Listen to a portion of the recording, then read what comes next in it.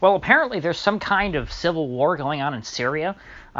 Folks might have, not remembered that, or some folks might not even know that it's going on to begin with, because you hear so little about it these days. Back in 2011, while the Arab Spring was going on, everyone in the West was very happy to see all of the Arab dictators being overthrown for some reason, and being replaced by religious conservatives in almost every case, I guess, except for Tunisia. And so the U.S. supported a lot of these uprisings against these dictators because, of course, dictatorship is bad, and if people are rising up against dictators, then they love democracy, and democracy is always good. But of course, I'm being facetious. And in the case of Syria, this uprising led to a civil war that the U.S. for many years decided to fund. Multiple sides throughout this whole conflict, and the U.S. has mostly taken its hands off of it now. That was, I guess you could say, the one good thing that I can point to, that the Trump, the one good promise he kept. Even though he didn't really pull troops out of Syria, he did stop the CIA from funding and arming participants in the Syrian civil war, which was a good step, and de-escalated things a little bit. Certainly took a lot of wind out of the Salafist sails, and led to Bashar Assad making a lot of advancements on the remaining rebel enclaves.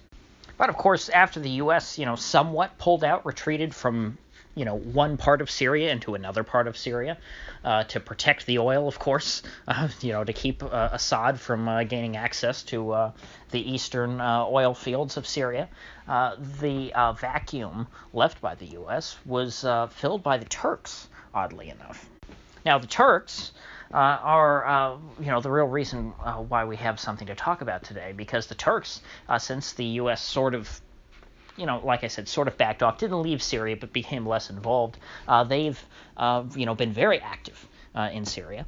They have been, in many cases, engaged in battle against the government of Bashar Assad. They were supposed to have some kind of, joint operation in northern Syria, occupying the former Kurdish zone, along with, the Syrian army and the Russians. And so they are supposed to be on somewhat good terms with Assad because of that. But at the same time, they're also backing the rebels in Idlib, the very same rebels that the CIA supposedly is no longer backing, which are, of course, al-Qaeda guys, literal al-Qaeda guys in the case of Idlib. I believe that's actually where Abu Bakr al-Baghdadi was hiding out for so long before he was killed. And Assad has been trying to retake that province for quite some time now. And in an operation a couple days ago, they apparently killed some 6 Turkish troops.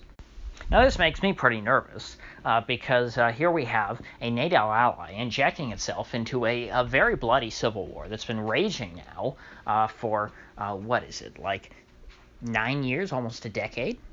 Hard to believe it's been that long, but that is, in fact, how long it's been going on. And now, after, the U.S. has managed for so long to stay out of, sending directly troops, into this country, here we have a NATO ally, supposedly. Officially, Turkey is part of the NATO treaty, so whether you like them or not, they can invoke the NATO treaty if they are, in fact, attacked and they try and say that they were a victim of an act of aggression by the Syrian government led by Bashar Assad.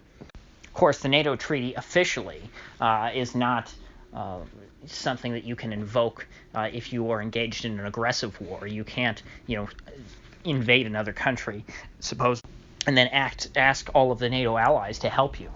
It's supposed to be a mutual defense pact, not a mutual offense pact. However, in reality, the defense, the line between offense and defense is quite malleable and, of course, political. And so if, the rest of the Western governments that are part of NATO wanted to take out Bashar al-Assad, and Turkey decided to invoke the NATO treaty, even if it is pretty obvious that Turkey is in Syria. Okay, they invaded technically someone else's country and then got attacked. That's offense. The other members of NATO could very easily sign off on this and decide to rope their countries into the Syrian civil war.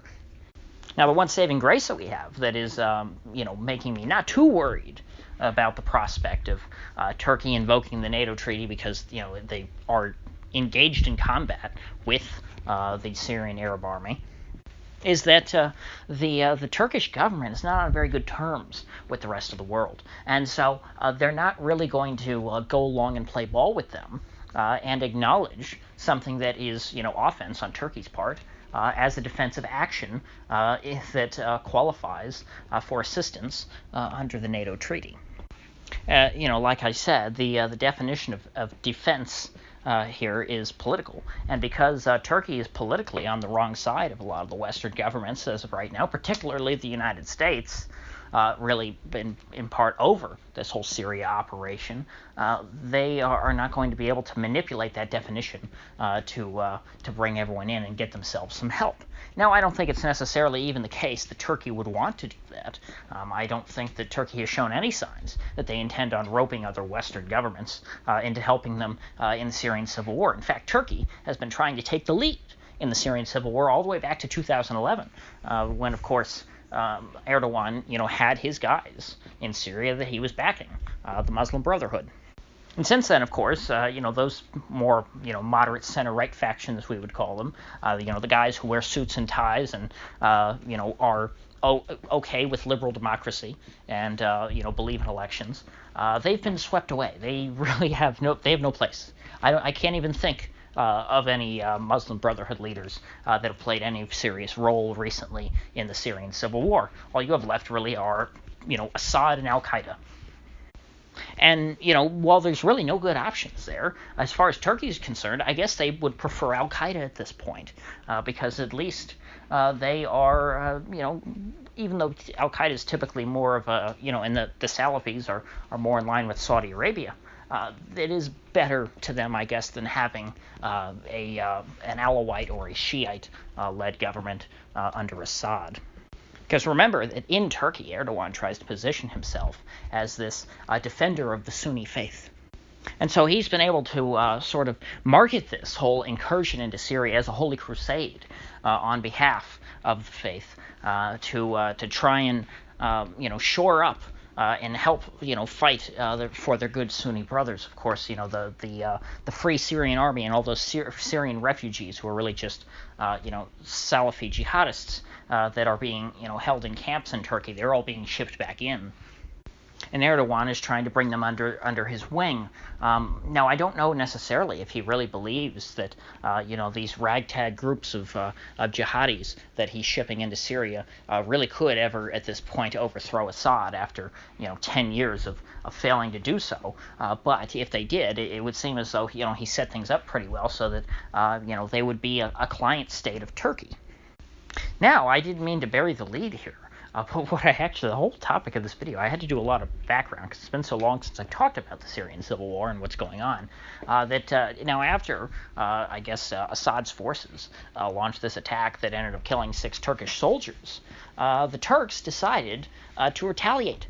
And they struck something like 115, Syrian government targets, according to them, and they claim to have killed 101, exactly 101 Syrian soldiers.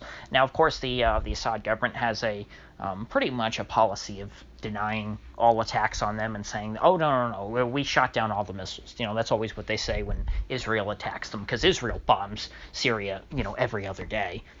And so, of course, we're not going to get any confirmation about how many soldiers were killed from, the Assad government.